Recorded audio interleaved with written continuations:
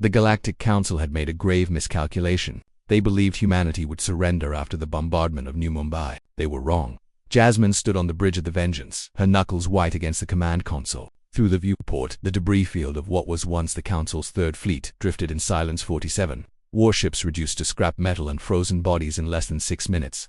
"Ma'am, the surrender broadcast is coming through on all frequencies," her communications officer reported, his voice trembling with disbelief.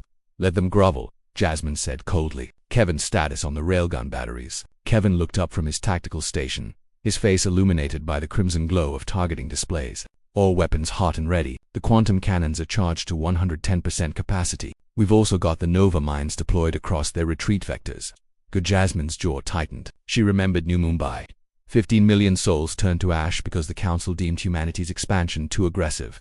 They had struck without warning, without mercy, expecting the young species to collapse in terror. Instead, they awakened something the galaxy hadn't seen in 10,000 years, a species that fought not with honor, but with absolute, terrifying pragmatism. The war had lasted only 4 months, but those 4 months changed everything. Humanity didn't follow the Council's civilized rules of engagement. They didn't broadcast their attacks. They didn't spare civilian infrastructure. They didn't take prisoners who couldn't provide intelligence. They simply identified targets and erased them with a cold efficiency that made the ancient species of the galaxy recoil in horror. Kevin pulled up a holographic display. The Council's home worlds are broadcasting unconditional surrender. The Vrax Imperium, the collective of Saltine, even the eternal archonsel of them are standing down.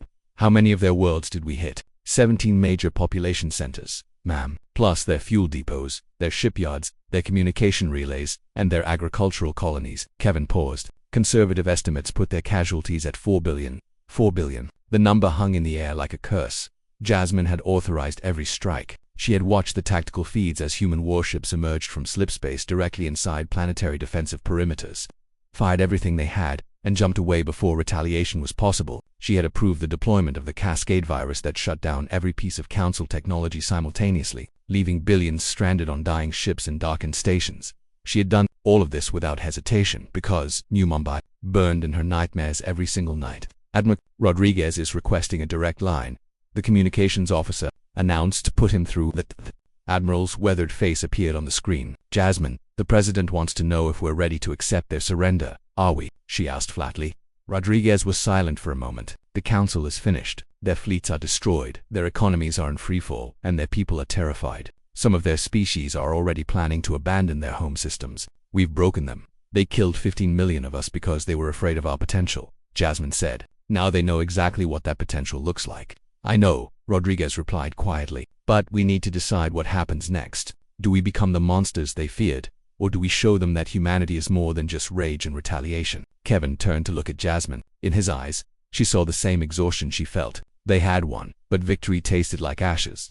"What are our casualties?" Jasmine asked. 28 million total, including New Mumbai," Kevin answered. "Across all theaters of combat, military and civilian combined, 28 million humans dead, 4 billion aliens dead in response." The mathematics of genocide made her stomach turn. "Ma'am, you need to see this," the communications officer said urgently. "It's being broadcast across every network in the galaxy." A holographic recording began to play. It showed an alien child of Raxian based on the Kitness feature standing in ruins. The child was crying, calling for parents who would never answer. Behind the child, a city burned.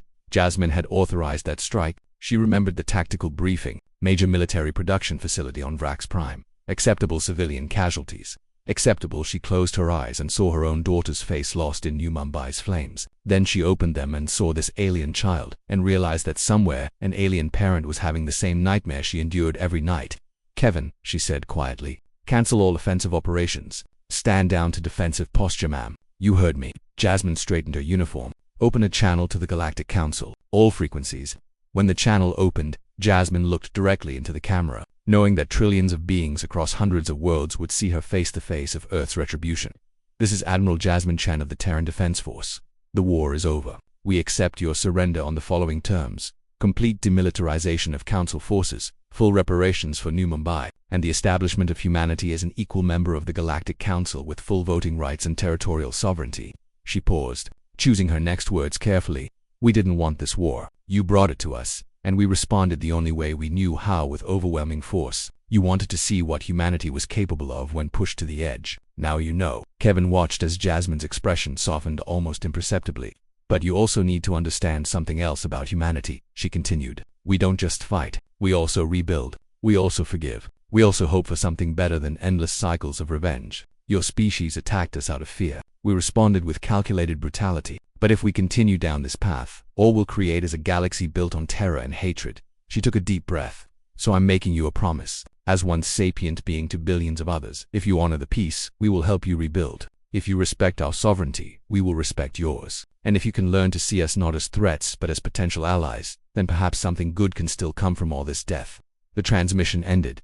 Kevin stood and walked to Jasmine's side. Do you think they'll accept? I don't know, she admitted. But we had to try. Because if we don't, then New Mumbai dies a second death not in fire, but in the darkening of everything those 15 million people believed humanity could be. The stars outside the viewport burned cold and distant. Somewhere among them, alien leaders were making the same choice humanity just had, whether to let fear and revenge define them, or whether to risk hoping for something better. Earth's retaliation had been brutal enough to make the stars fall silent. Now, in that silence, everyone waited to see what would grow. The end.